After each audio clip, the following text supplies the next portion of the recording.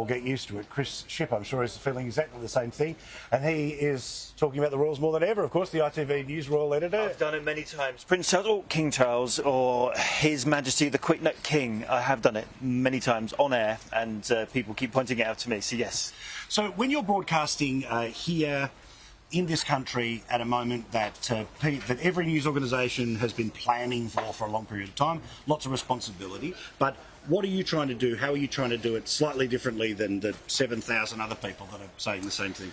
I don't think there's a way of doing it differently. There's a way of doing it properly, and we are a completely different place to the country we were in 1952. You know, just on diversity, but also we're not as deferential. It's about getting the right tone. You know, well, I'm surprised still now looking at those queues of people, the lines that go on for hours and hours and hours. I kind of thought it might happen, but there's something in the back of my head that thought, people won't do that. This is 2022. Who's going to stand in a queue for 24 hours? Well, we've had the answer. They do, and they are. That was the reaction of the Queen, we're told, to the Queen Mother's funeral. Didn't want to be embarrassed. It was not a formal state funeral as we'll have tomorrow. And they were really blown away by the tributes paid to the Queen Mother. And, of course, you make the point, you know, you'd hope to see strong crowds. They've got to feel comforted to see that they've touched so many Brits and the Brits have made their way down to London. Oh, yeah, and we heard, I was going to say Prince William, we should now say the Prince of Wales, yesterday talking to the crowds about how his grandmother wouldn't have believed it, and he was talking to them about their dedication, and these were the people right at the front who've been there for 12 hours. So I think, do you know what, I think this family is used to living its very personal grief in the public sphere.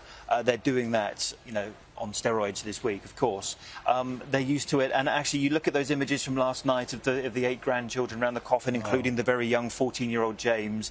I mean, that's so unbelievably difficult. That's their granny there, and yet they're grieving someone they knew personally, and all of those people filing through just want to be part of what is a national moment and an historic moment. So give us some perspective where too, that as understandably, you said, it's 2022, would they reverential?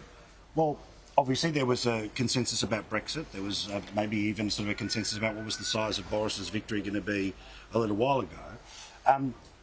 Do you think that the population that turn out, and they could be hardcore Labor supporters, hardcore Conservative, that's not the point, that sometimes we do underestimate the foundational feeling of this country towards institutions and traditions, that sometimes, I say small c Conservative rather than social Conservative, the people actually are here? Well, look, was our Queen as much as she was your Queen, and you probably got a debate coming down the track at some point about whether or not you stay as a Commonwealth realm, whether you become a republic. That's kind of been parked, presumably, for now. Although we had an interview with your Prime Minister, Anthony Albanese, recently, just before he left Australia, just saying, look, yes, we all know what he thinks, but now's not the time to talk about it. Those kind of things are coming. But I think maybe you've been struck as well by just how people in Australia, on the other side of the world from here, have shown that sort of love and respect. You know, how many stories would have you flown around the other side of the world to cover? You're here now because this is such a big deal. And I think it's all part of the country that we are, that the Prime Minister's change, but the monarch hasn't for so long, and that's just who we are. That is the sort of, she was the bedrock.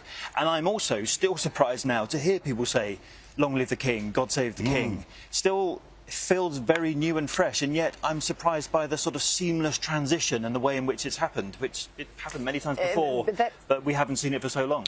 That's the comfort in the ancient cry. You know, the Queen is dead, long live the King. It does feel new, but there's also a level of comfort in that continuity. We've talked about what sort of King Charles will be often on these programs while we've been here. We've focused on Prince Harry. I want to ask you about Prince William. We don't often focus on Prince William, who now, the Prince of Wales, at that accession council, was watching his destiny play out. He's made a terrific match in Catherine. I think right around the world there's plenty of tribute being paid for just how steady she has moved into royal life. Is he like his dad? Is he like his mum? I mean, what sort of Prince of Wales will we see? Is he going to be as activist as his father? Look, no, I don't think he will be, although I will point to the speeches that they made literally just here. I remember when we had the Jubilee weekend, we had that amazing party on the Saturday evening. There were two speeches that evening. The one about the environment didn't come from the former Prince Charles, the now King. It came from Prince William. Now, he will pick up that baton. In fact, he was due this week to be in New York for his Earthshot Prize. This is a big prize, a global prize he's got, which is about finding solutions to the climate environmental crisis. I think, and actually the King said it in his address, didn't he, on the day after his mother's death, that his others will pick up that campaign for him, and by that he means Prince William. So I think he will do much, much more, particularly in that area of the environment. But Prince William's his own man. He won't be like his father. Nor will he want to be. And he won't be. Let's predict into the future now. He's not going to be the Prince of Wales for as long as his father was Prince of Wales either. So he's got a very, very unique opportunity. But as you rightly point out, what's it like sitting there in that accession council, seeing a reminder of what's coming down the track? He was a young boy. Talk to us about Kate. I mean, we all know the difficulties that Diana had settling into, even though with her aristocratic background, settling into royal life. Kate Middleton, you know, middle-class family, she's hardly put her foot wrong. Yes, and actually I've seen her, I mean, I've done this particular job for about 5 years or so, maybe a little longer. I've seen her grow in confidence in that time. The speeches that she was making at the very beginning, when I was watching her more closely perhaps than I did before, yes, she did seem very nervous, but she's much more confident now. She's got these areas that she focuses on, particularly on the sort of early years, how important it is between birth and age 5, you know, to support children. That's her key focus. I think everyone will grow into their roles. It won't happen overnight. It will take time, and she will gradually grow into that role. You've got to cover so much, so you've been across it all, including you've physically been into Westminster Hall. What's that experience like right now?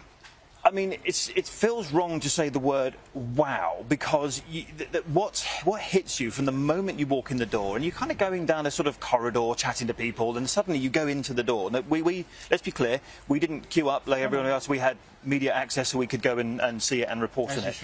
And the very moment you went in the door, it hit you like a wall. The silence in there, the solemnity. It's a vast hall, and just the silence is at odds with the size of the hall, the number of people in there, and what's going on. No one's got their phones up, no one's talking, not because they haven't been told to talk, they just don't want to talk, and it just feels right to be silent and still. And for anyone who's spent 12, 14 hours, whatever it is, in a queue, I will say this is definitely worth it. And clearly, last night, some people had, can we call it a bonus, or just the added significance of those 8 grandchildren standing around the coffin? Got the cavalry behind us again, right on cue. It's a wonderful image here. You can see the sun glinting off those beautifully highly polished helmets as they move there from Horse Guards to their barracks in Kensington. It's amazing, isn't it, Paul? I like the backdrop. This will be what will be in the man cave from now on. Sure, they might be slightly smaller horses, but yeah, I think that we can arrange this to happen in the next little time. Thank you very much for the chat, Chris. All the best. He's also got a great podcast about the royal family.